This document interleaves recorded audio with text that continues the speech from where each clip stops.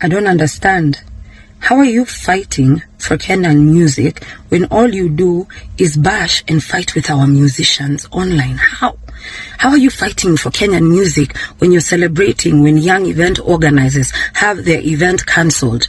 The amount of jobs they were going to give, the dues they were going to pay to our Kenyan musicians, but it was cancelled, and you were so happy sitting there by the sidelines, a whole you who should be a mentor in this industry. You're not fighting for musicians, you're fighting for yourself. A lot of Kenyan musicians performed this weekend. Were you there to support them? Did you buy a ticket? Yeah. That's how you start, by supporting. Buy a ticket. Have you ever promoted anyone's music just this year?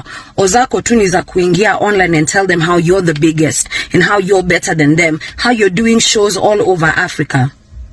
You were supposed to give us a concert last year for I don't know 100-something Kenyan artists. So how are you supporting? How are you fighting for these musicians? Because to me, it just sounds like you bash them.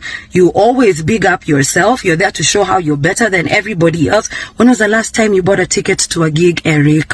When was the last time you showed up for anyone's gig just to support? Miss me with it. Delete the drama. Hi guys. It is very sad that people keep asking me what I've done. People keep saying that I'm talking too much. And today Kamene has asked that I stop talking and start acting.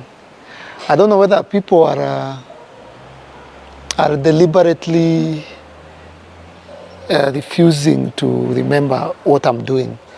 That everything I'm saying is already in action. That as I'm speaking to you now, there's a bill in Parliament, there's a motion in Parliament to play 75%. I don't know what people are not getting.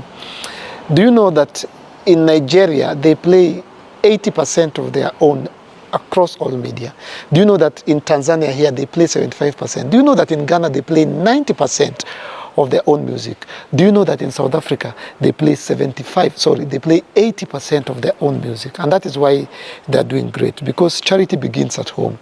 When Kamene and Bien and Calligraph and the entire industry fights me for fighting for them, it baffles me. I don't get who has bewitched us, such that when I'm trying to fight for our good, then people fight me for fighting for our good, yeah? And then people keep asking me why I'm fighting for musicians. I feel like I have the moral obligation. I feel like I have the moral authority. I have, Kamene is asking me to, ati naongea, hebu nijaribu kujaza 10,000 kama Ruge. What nonsense is that? I've done 26 stadiums full. I've done Kasarani, 65,000 people. Swipe left, you will see it. I'm the only artist who has filled a stadium outside this country. That is in Tanzania last year. Uhuru Stadium, 45,000 people. I have the moral authority to fight for Kenya. I'm the most followed. I am the biggest artist in Kenya by all means, by followership, by shows, by international shows. So I feel like I am the big brother. Nobody else has the moral authority to do what I'm doing, yeah? So every time you ask me what I've done, it baffles me. It baffles me. The play 75% KE is a brainchild, is a war, is a fight that I took to Parliament, and it will pass in the next 1.5 months. President Ruto will sign it into law.